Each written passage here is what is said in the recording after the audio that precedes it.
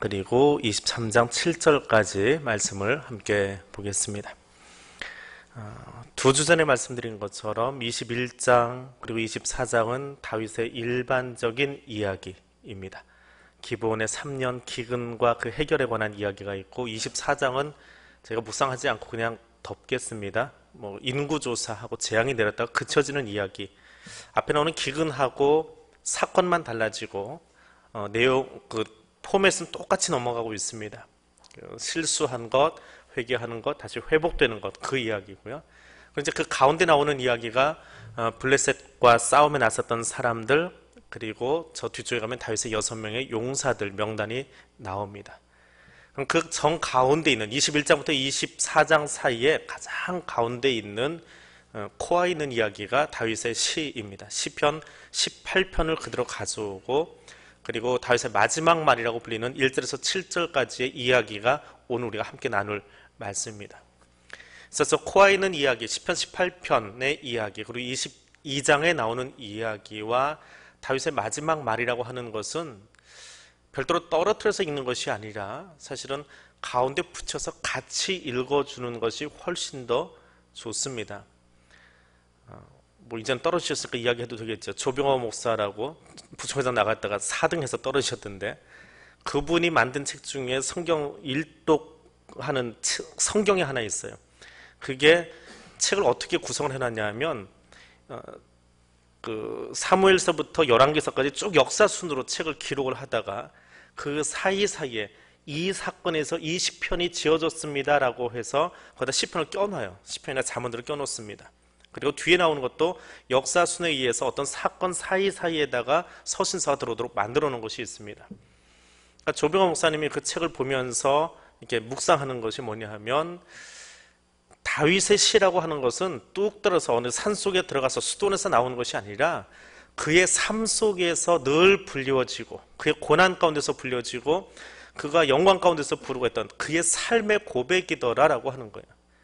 그리고 오늘 역사서를 기록한 이 사람도 시편을 다 이 사이에다 껴놓지는 않았지만 그 중에 중요한 이야기 하나, 다윗의 삶이 대체 어디서 나오는 거냐, 그것을 설명하기 위해서 기브온의 사건과 인구조사 이야기, 다윗의 군대 이야기, 다윗은 용장이니까 군대 이야기, 그리고 군대 이야기의 중심에는 결국은 하나님이 계시더라라고 하는 것을 보여주기 위해서 정 가운데에 시편 18편에 해당하는 이야기를 인용을 해 놓았더라. 인용이 아니죠. 거기 있는 것을 시편에서 따로 뚝 떼어서 뒤로 시편 편집을 해 놓은 것이지요. 그런 틀에서 보시면 되겠습니다. 다윗이 이야기하는 하나님은 대체 어떤 하나님이냐? 우리 2절 말씀, 2절입니다. 22장 2절 말씀입니다. 22장 2절 같이 읽겠습니다. 이르되 여호와는 나의 반석이시요 나의 요새시요 나를 위하여 나를 건지시는 자시요. 21장은 다윗에 관한 이야기라면 22장은 다윗이 말하는 여호와, 그분이 누구냐? 반석이더라라고 하는 거예요. 사실은 가장 많이 나오는 단어는 구원하셨다 혹은 건져내셨다라고 하는 단어입니다. 22장 이 한 장에서 명사 형태로 혹은 동사 형태로 14번이 등장을 합니다. 다윗이 지금 18편, 그리고 다윗의 시편 가운데 가장 많이 나오는 이야기는 뭐냐 하면, 하나님이 내 삶을 건져주신 분, 하나님이 내 삶을 이끌어 가시는 분이라고 하는 고백이 나오고 있습니다. 기근의 상황 가운데서, 블레셋과의 싸움 가운데서, 주변 나라들과의 싸움 속에서 나를 건져주신 분, 나를 끌어내주신 분, 혹은 다윗이 범죄한 자리에서 외면하지 않으시고 그를 다시 건져 올려내 주신 분, 그분이 하나님이시더라 라고 하는 겁니다. 그 하나님을 묵상하면서 다윗이 이 노래를 부르고 있습니다. 자, 우리가 기도하는 것과 하나님이 일하시는 것, 어느 게 먼저입니까? 기도하면 하나님이 일하십니까? 하나님이 일하셨기 때문에 우리가 기도합니까? 어느 게 먼저예요? 기도가 먼저예요? 하나님이 일하심이 먼저예요? 하나님이 일하심이지요? 하나님이 일하시는데 뭘 이렇게 기도를 열심히 하세요? 이왕에 일하고 계시는데. 분명한 것은 하나님의 행동하시니까 우리가 기도하는 거예요. 하나님 일하시기 때문에 우리가 기도하고 있는 거예요. 자, 22장 1절에 보면 이렇게 시작을 하지요. 여호와께서 다윗을 모든 원수의 손과 사울의 손에서 구원하신 그 날에, 다윗이 기도하고서 되어진 것이 아니라 하나님의 일하신 그날에 다윗이 노래하였다. 이 노래로 여호와께 아뢰었다라고 이야기합니다.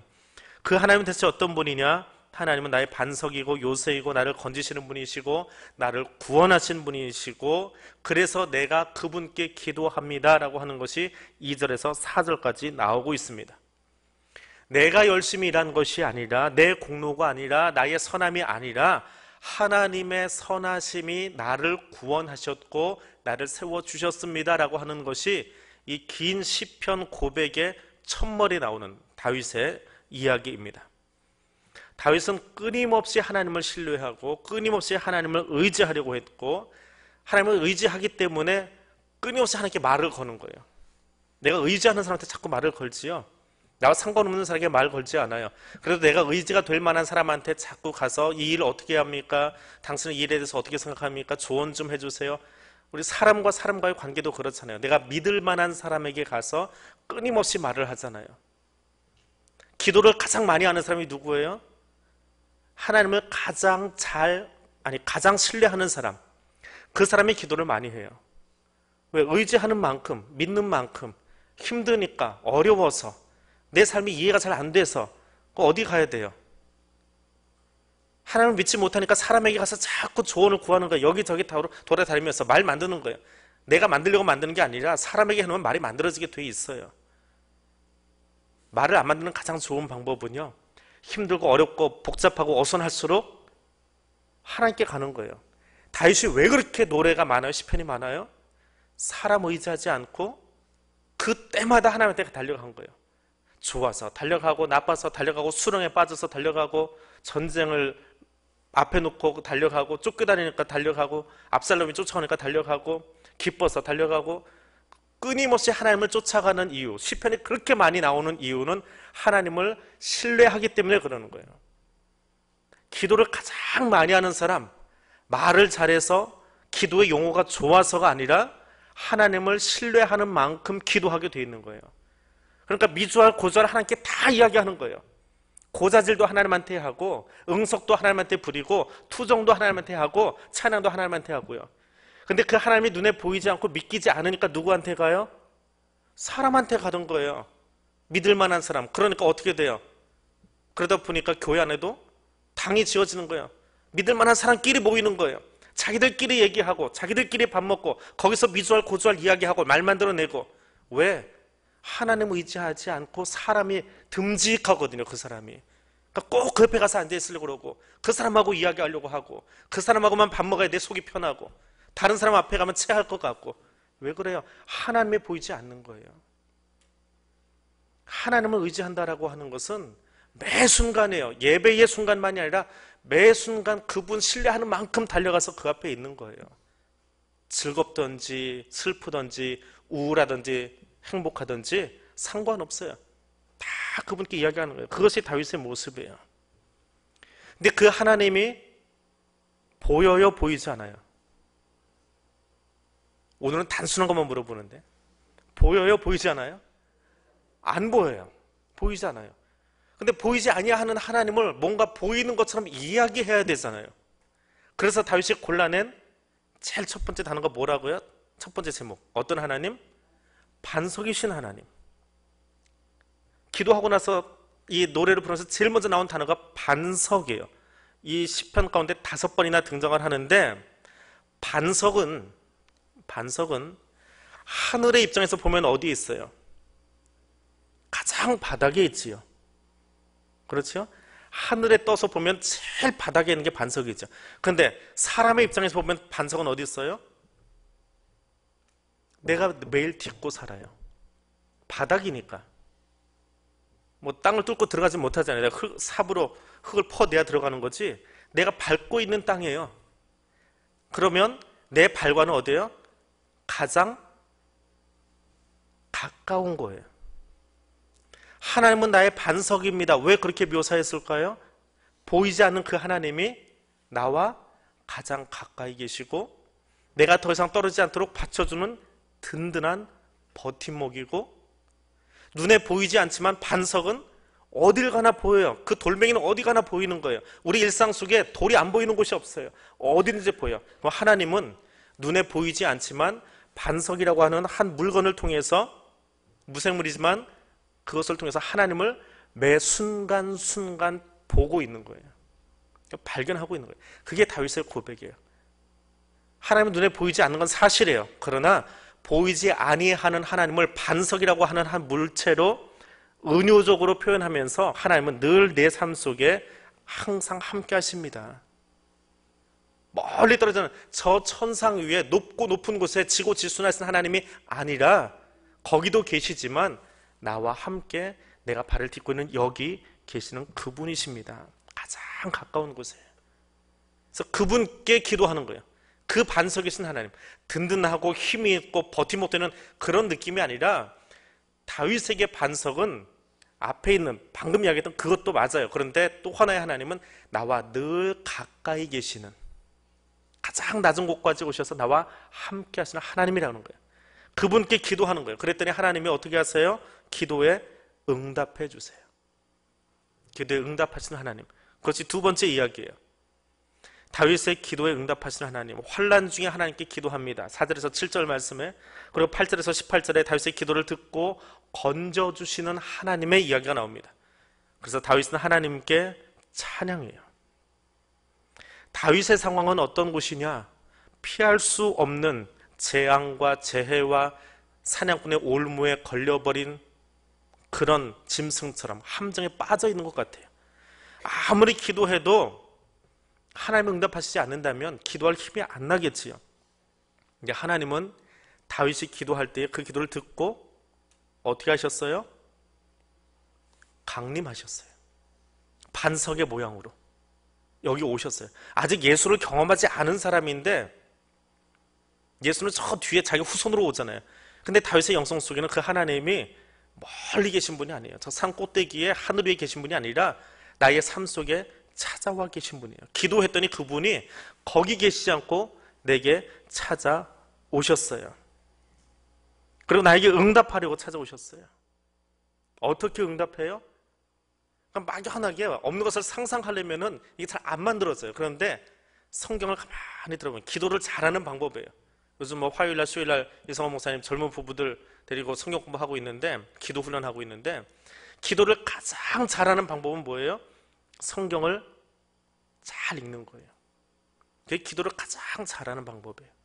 그럼 다윗의 입장에서는 기도를 가장 잘하려면 뭘 봐야 될까요? 다윗 때에 물론 지금처럼 이렇게 깨끗한 책으로 만들어져 있는 것은 아니지만 다윗이 볼 수 있는 하나님의 이야기는 어디에 있을까요? 출애굽이에요. 시편의 노래들을 보려면, 제가 출애굽기 강의할 때도 말씀드렸잖아요. 출애굽기만 잘 이해하면 구약이 다 보여요. 창세기가 출애굽기만 잘 보고 나면 구약은 다 보이게 돼 있어요. 근데 창세기와 출애굽기가 이해가 되지 않고 그 창조주 하나님이 내 마음속에 들어오지 않으면 시편을 읽어봤자 부황부황한 이야기예요. 구름 위를 날라들고 뭘 어쩌고 저쩌고, 그거 다 구름 같은 이야기, 손오공 같은 이야기. 그런데 창세기가 잘 보이고 출애굽기가 이해가 되어지고 그 하나님이 역사 속의 하나님이 아니라 나의 하나님으로 찾아와 계시면 시편이 그냥 보여요. 그냥 노래가 돼요. 예언서가 절로 읽어져요. 왜? 그때 이스라엘 민족을 그렇게 구원해 주시고 시내에서 만나신 하나님이 지금 나와 함께하고 계시니까. 그리고 함께 하시는 그 하나님이 앞으로도 이 민족 가운데에, 지금 우리가 아수르의 압제 아래 있고 바벨론의 포로 가운데 있을지라도 출애굽의 하나님이 나를 지켜주셨듯이 앞으로도 지켜주실 것을 역사를 보니까 알겠는 거예요. 지금 우리로 이야기한다면 성경을 보니까 알겠는 거예요. 그래서 이 다윗의 노래 가운데에 출애굽의 하나님, 시내산에서 응답하시는 하나님을 묘사하는 장면이 나옵니다. 그 하나님을 묘사를 해요. 다른 거 상상할 필요 없어요. 그때 그 하나님이 지금도 나와 함께 하세요. 장엄함 가운데 시내산에서 모세에게 말씀하셨던 것처럼 내게도 그렇게 이야기하시더라라고 하는 거예요. 근데 그 하나님이 찾아오셔서 내게 이야기해 주시면 나는 무엇을 경험하느냐? 20절로 갑니다. 22장 20절 말씀 같이 읽어볼까요? 나를 또 넓은 곳으로 인도하시고 나를 기뻐하심으로 구원하셨도다. 아멘. 나를 넓은 곳으로 인도하신대요. 지금 내 상황은 힘들고 어렵고 짜증나고 복잡하고 갈피가 잡히지 않아요. 어떻게 될지 모르겠어요. 인생에 갈피가 잘 안 잡혀요. 그런데 하나님이 내 인생 속에 개입해 주시니까 넓은 곳으로 데려다 주신대요. 억압과 핍박이 없는 곳, 자유와 기쁨과 위로가 넘치는 곳으로. 환난을 당하고 나면 내가 얼마나 보잘것없는 존재인가 그게 보여요. 힘들다라고 하는 것보다 이것도 해결하지 못하나. 어려운 일을 겪었을 때 머리가 복잡해져요. 갑자기 내가 나이가 몇인데 아직도 이걸 해결 못하고 여기에 대해서 바른 판단이 안 내려지고 나 이러고 있지. 내가 나이를 뭘로 먹은 거지? 그 생각 안 드세요? 이 정도 나이를 먹었으면 이 정도 일쯤은 좀 내가 지금 닥친 일쯤은 잘 판단하고 생각하고 저렇게 할 수 있을 것 같은데 여전히 나는 누군가 도움이 필요해. 내 생각 가지고는 안 될 것 같아. 내 힘 가지고는 잘 안 될 것 같아. 그러고 나서 보니까 나는 참 무력한 존재야. 이 나이 먹도록 나는 뭘 배운 거야? 아니 그렇게 공부도 열심히 했고 그 인생도 좀 살아볼 만큼 살아봤고 지금 아이도 키우고 있는데 여기 다 아이 키우는 사람들 있어요. 아이도 키우고 애들한테는 야 인생은 이런 거야 라고 얘기하는데 정작 내 문제 앞에서 나는 아무것도 아니란 말이에요. 왜 이렇게 무력한지. 그게 환난 가운데서 내가 보이는 내 모습이에요. 나 참 무력해요. 근데 거기 빠져 있으면 어떻게 해요? 거기 빠지지 않으려면 하나님을 만나는 것밖에 없어요. 하나님을 만나면 그분이 나를 거기서 일어서게 도와주시거든요. 그분이 하시는 거예요. 내가 하는 게 아니고. 내가 하려고 하니까 지금 내 지혜로 쥐어짜고 해봐야 결국 뭐 얼마나 나오겠어요. 인생의 답이. 근데 나를 창조하신 분이 내 인생 속에 개입해 주시면 일어설 수 있어요. 그분을 그만큼 신뢰하는 거 한번 여러분에게 자문해 보세요. 하나님은 세상 밖에 계시지만 나와 함께 하시는 어떤 하나님이요? 첫 번째 대지. 어떤 하나님? 반석이신 하나님이요. 나와 함께 하시는 하나님이요. 그 하나님이 옛날에 출애굽 때에 그 시내 산에서 모세에게도 말씀하셨지만 지금 내게도 말씀하신다고요. 나에게도 지금 말씀하신다고요. 나 인생 속에 개입하셔서 내 인생의 문제들을 해결해 주고 계세요. 그냥 모양 잡고 뒷짐지고 뭐 해줄까? 구경만 하시는 분이 아니라 어떤 하나님이요? 세 번째 이야기예요. 자막 띄워주세요. 방송 소리 좀 오늘 듣는데 세 번째가 뭐예요? 일하시는 하나님이에요. 멀리 계신 하나님이라 가까이 계시긴 한데 그분이 뭐 하세요? 나를 위해서 일해 주세요. 어떤 일 하시느냐? 의인을 돌아보아 주세요. 의인이요? 나는 의인이 아닌데? 나는 좀 지저분한 인간인데? 아니요. 하나님이 말하는, 다윗이 말하는 의인은 무엇이냐? 이 시편속에 나오는 뭐냐? 하나님의 은혜를 알고 하나님이 우리에게 은혜를 베푸세요. 하나님이 먼저 일하셨다고 그랬잖아요. 내가 기도해서 하나님이 움직이시는 게 아니라 하나님이 내게 먼저 은혜를 베푸셨고 그걸 쫓아오기를 원하세요. 아브라함이 쫓아갔더니 하나님이 부르셨어요? 아니면 하나님이 부르셔서 아브라함이 쫓아갔어요? 부르셔서 쫓아갔지요? 다윗이 내가 일하겠습니다 해서 하나님이 다윗을 선택했어요? 아니면 하나님이 선택했으니까 다윗이 일을 하고 왕이 됐어요? 하나님이 선택하셨지요. 하나님이 선택하고 부르신 것을 인정하고 끝까지 쫓아가는 거예요. 근데 쫓아가다 보니까 쫓아가는 게 쉬워요? 어려워요? 쉬워요? 어려워요? 아브라함이 하나님 부르셨어요. 그래서 예 알겠습니다 하고 우리에서 나왔어요. 하나님 곳에서 나오는데 가는 길이 평탄하게 하나님 쫙 깔아놓고 평탄대로 그렇게 펼쳐놓으셨어요? 얼마나 실수투성이에요. 자기 마누라라고 말 못하고 누이라고 이야기하고 얼마나 속 좁고 자기 살아남으려고. 다윗은 또 어때요? 왕이 되는 과정이 평탄대로예요. 기름 부음 받았으면 그냥 왕 대관식 하고 옷 딱 입고 금을 들고 나가야 되잖아요. 근데 다윗이 걸어가는 게 어때요? 엉망이에요. 오늘 본문 말고 저 뒤에 있는 본문 다음 주에 읽지 않고 넘어가겠다 그랬는데 거기도 다윗 또 실수해요. 그게 우리 모습이에요. 하나님이 선택하셔서 그 길 걸어가 보려고 하는데 가다 보니까 맨날 넘어지고 맨날 실수하고 맨날 잘못하고 그럼에도 불구하고 아브라함이나 다윗이나 끝까지 어떻게 해요? 하나님 내가 붙잡고 갈게요. 나 넘어져도 한 번만 더 일으켜주세요. 나 실수도 한 번만 더 붙잡아주세요. 내가 밧세바 건드려놨어요. 나 그렇게 나쁜 인간이에요. 죽을 것 같아요. 근데 하나님, 내게서 주의 성신 거두지 마시고 나를 붙잡아주세요. 하나님이 나를 붙잡아주시기만 하면 나 살 수 있어요. 그 모습을 하나님이 의로 보신다라고 하는 거예요.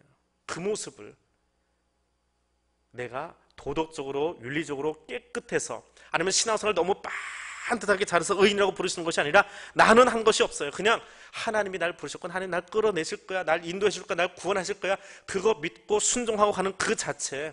때때로 나는 범죄하고 때때로 나는 실수하고 때때로 나는 넘어지고 믿노라 하면서도 뒤돌아서서는 이거 맞나? 이 길이 맞는 건가? 하나님 말씀하신 건가? 늘 물음표에다가 의심하면서 기도하는 것은 열심히 소리는 지르는데 소리 지르고 금창 끝나고 나가면서도 하나님 이거 들어주실까?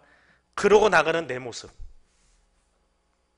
그럼에도 불구하고 그냥 믿어보려고 어거지 부리듯이 거기 나와서 엎드려 있는 그것을 하나님이 뭐로 여기신다고요?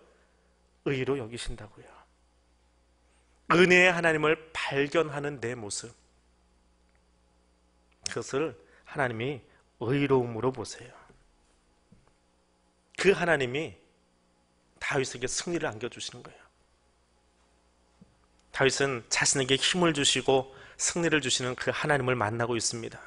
내가 대적을 물리쳤는데 물리쳐놓고 보니까 내가 힘이 있어서 그런 게 아니에요. 나는 연약한 존재이지만 반석이신 하나님, 그 하나님이 나와 함께 하시기 때문에 내가 일어설 수 있었어요.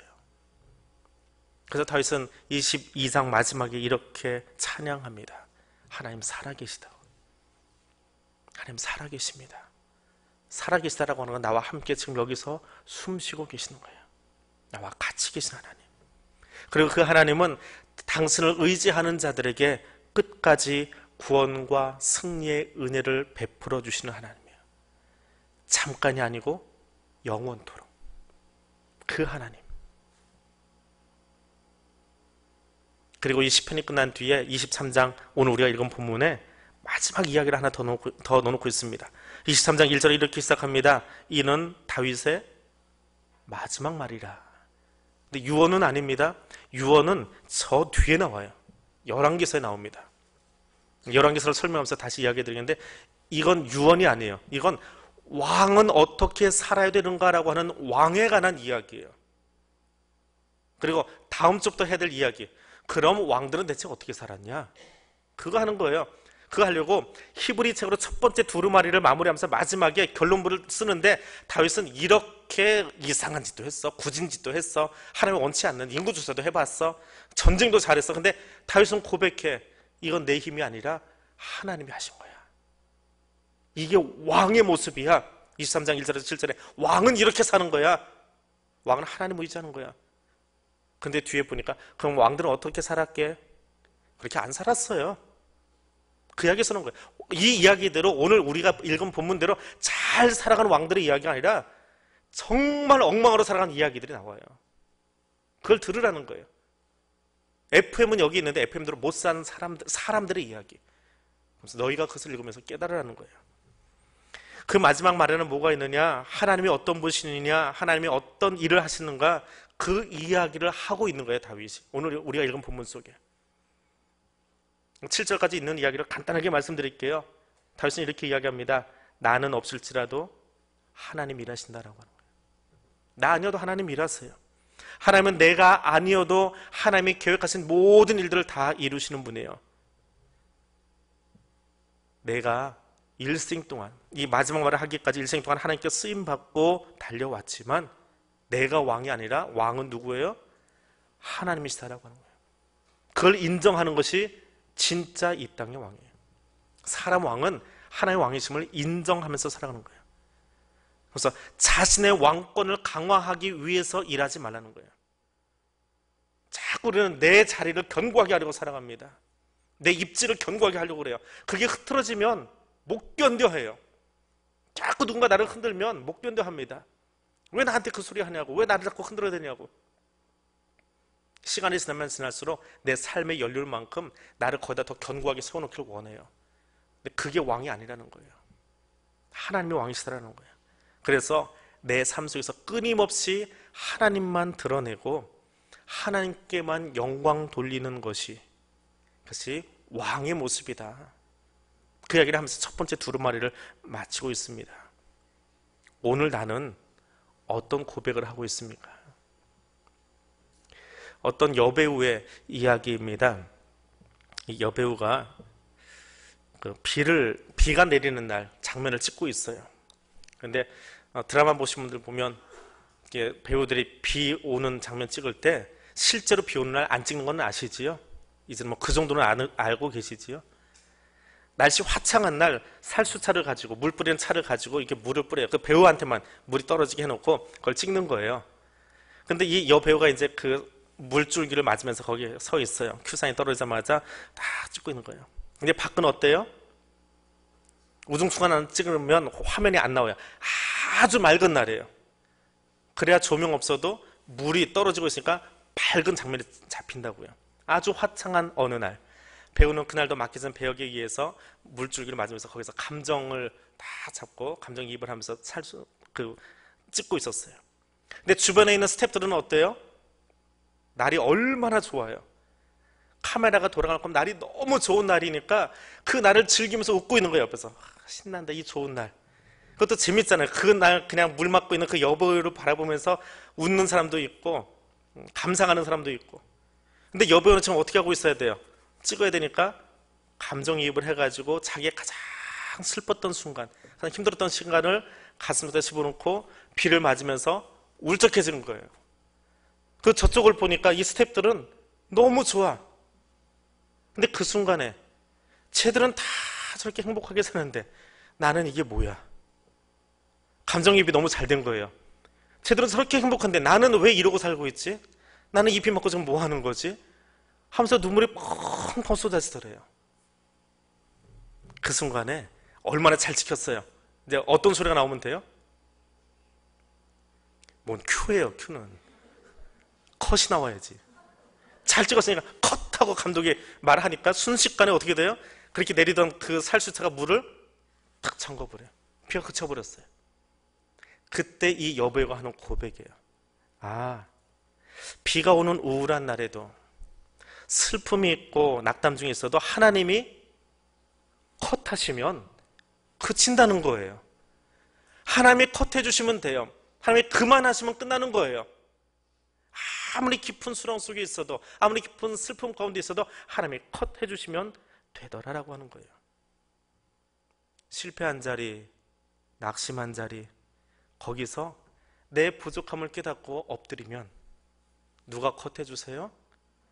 내가 아무리 컷을 외쳐도요, 감독이 사인 안 주면 계속 그거 맡고 있어야 돼요. 그러나 내 인생의 감독 되신 하나님, 그분이 됐구나라고 컷 사인만 보내주시면 행복한 노래를 부를 수 있습니다. 그것을 아는 것이 성도예요. 그렇게 사시기 바랍니다. 연약한 자리, 거기서 하나님 만나시기를 바랍니다. 그럼 하나님이 우리에게 컷사인 내려주시고요, 그리고 역전의 은혜를 우리에게 베풀어 주실 거예요. 그 역전의 은혜를 맛볼 수 있는 저와 여러분 될 수 있기를 원합니다. 다음 주부터는 그럼 사람들은 대체 어떻게 사냐, 이 이야기 듣고, 다윗 할아버지의 이 멋진 이야기를 듣고 왕들이 어떻게 사냐, 참 그렇게 못 사는 안타까운 이야기들, 안타깝지만 또 우리가 그걸 통해서 보여야 될 이야기들, 열왕들의 이야기를 다음 주로 함께 보겠습니다. 오늘 말씀 묵상하면서 마음속에 두면서 우리 같이 기도하겠습니다. 하나님, 하나님의 영광을 드러내는 자로 살기를 원합니다. 내 영광 드러내면서, 내 것 드러내면서, 내 것 자랑하면서 살려고 했습니다. 근데 하나님 영광 드러내는 자리에 있으면 하나님 그것을 의로 여기시고 모든 것으로 갚아주신다라고 했는데, 하나님 그렇게 살아보고 싶습니다. 예수 그리스도의 향기로 세상을 향해서 나아가겠습니다. 내 향기 드러내려고 나가는 것이 아니라, 내 이름 드러내려고 나가는 것이 아니라 오직 그리스도의 이름을 드러내기 위해서 나가겠습니다. 그러면 나머지는 하나님이 다 책임져 주신다고 말씀하셨지요. 그 약속 믿고 그 붙잡고 나아가겠습니다. 우리 그 두 가지 기도 제목만 가지고 함께 기도하겠습니다.